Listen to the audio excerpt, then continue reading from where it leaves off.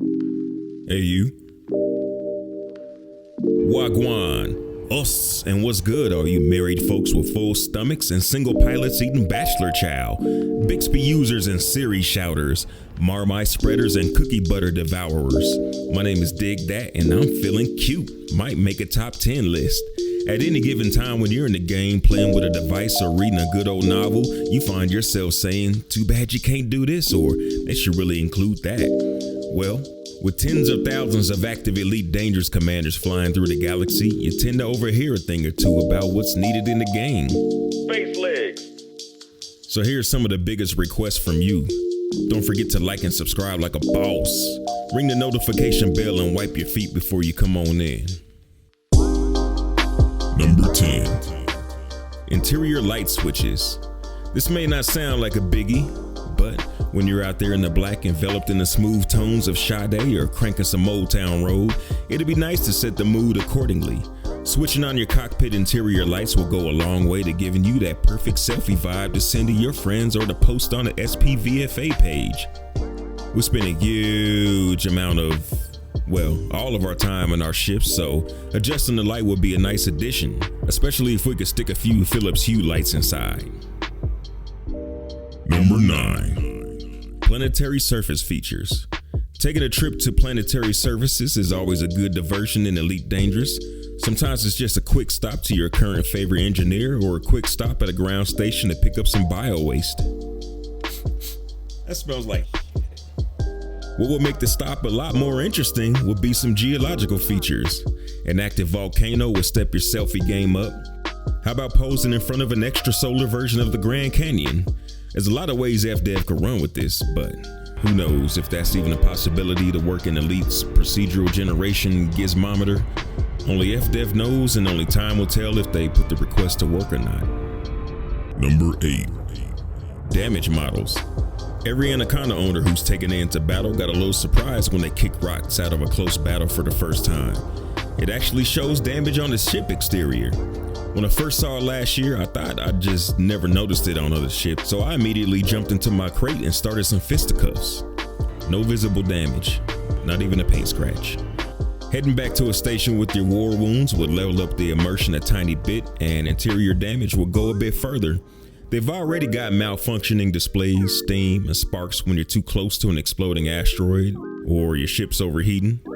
Why not throw that in with some damage models instead of looking showroom clean after leaving a CZ in a 1% club?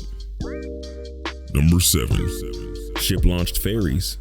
Have you ever limped to an outpost with critical hull damage or went to one when your gas tank was running on fumes? Have you ever needed a quick fuel scoop or limpets or just needed to pick up mission cargo? Yeah? Well, have you ever done these things in a Type 7 or a Clipper? If you did, then you know they hear you knocking, but you can't come in. If you need a large landing pad, then you're SOL if you show up at an outpost. Ship-launched ferries, that's FERRIES for you grimy commanders. Ship-launched ferries will be small ships that you could launch from your main ship and dock in an outpost, bringing cargo or loading up on limpets or gas. The trade-off for the convenience would be that it would take multiple trips to bring back enough fuel or offload your cargo, or that market values may change between runs for the void opals you're trying to sell off. Still, worth it. Number 6. Native HUD color adjustments. This one is more significant for console players, but it's something I take advantage of too. Third-party apps are all well and dandy, but it'd be nice to have a native function to handle it, even if this were a cosmetic that you needed to purchase. This would allow console commanders to catch a break from all the orange and ensure that the colors will work across the board without contrast issues or bleeding into NPC skin tones and other elements that shouldn't be changed. I'ma stand strong and not change my HUD color until my console brethren can change theirs too. Mostly because I don't want to mess my colors up or configure any more plugins for this game, but that's not the point. Number 5. Varying ship UI. From Gudamaya to Falcon de Lacy, the UI is exactly the same in every ship. The positives are that it works perfectly and it's easy to see. The bad news is that it's the same in every ship, no matter how much money you spend. Even if just the layout was changed, depending on manufacturer, it'll add a tiny bit of much needed variety. We're not asking for the Prometheus, but It's something different. Number 4. Starport Cargo Storage Service. You may have noticed that when you're in a starport, ready to pull a different ship out of the garage and carrying more cargo than the second ship has cargo racks to accommodate, you're stuck. Even if the second ship has more capacity, if starports offer the service to hold your cargo, then no more problem there. Not only that, it'll take the sting out of accepting the mission to an outpost when you realize you can't land there, playboy. You could at least dump your cargo there and either go grab another ship at another station or engage in something else during the wait for another ship that you're paying to transfer over without risking your cargo. Do it.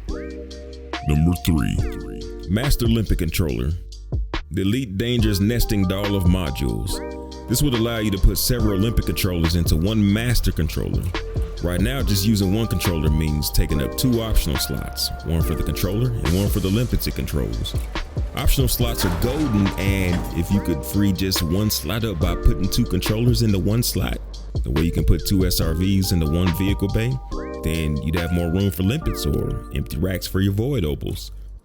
It would make smaller ships more efficient for getting the goodies from installations or mega ships with your hatchbreaker and recon limpets. Who doesn't love getting 2 or 3 for 1? Number 2. New SRVs. Folks' throats are hoarse from screaming for more SRVs. The Scarab is old and has put its time in. It's ready to disappear like Mr. Meeseeks look at me. Hashtag let the Scarab rest. If you pay attention to Galnet, there's an article stating that Vodel, the makers of the Scarab, have been purchased by Core Dynamics, manufacturers of the Eagle, Vulture, Corvette, and other ships and modules. So, maybe there's a little light at the end of the tunnel here. There's so many ways you can make surface driving dope again.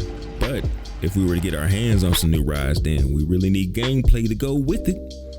Underground base assaults, surface conflict zones, official races. If you build them, we will come. Number 1. Runner-up. Remote ship and module transfer.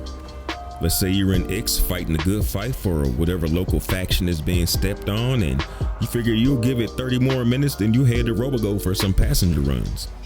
Wouldn't it be nice to send your passenger ship ahead of you so that it's there when you arrive? Maybe some passenger cabins too? What about if you're in the bubble and you want to head out in the black? Colonia maybe. Maybe go see the new station or new engineers. What if you want to change of pace when you get there after all that jumping?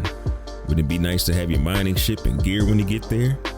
Talk about a quality of life improvement.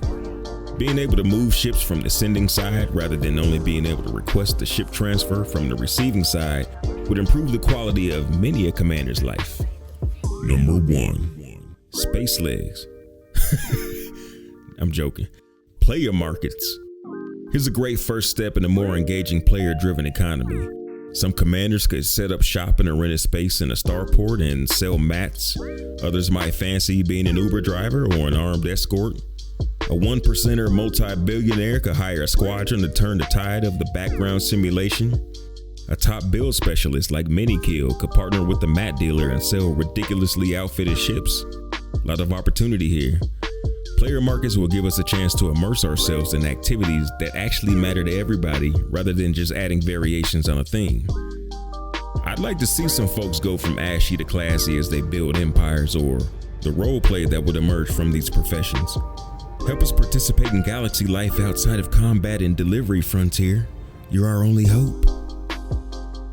Big 7-up salute to Commander Blackout and Lucas Town for your support via Patreon. Big thanks to all these fine patrons of the DigThat and Space Sim Arts. Your support is very much appreciated. My name is DigThat and that's my time. To the next video, fly dirty, Commanders.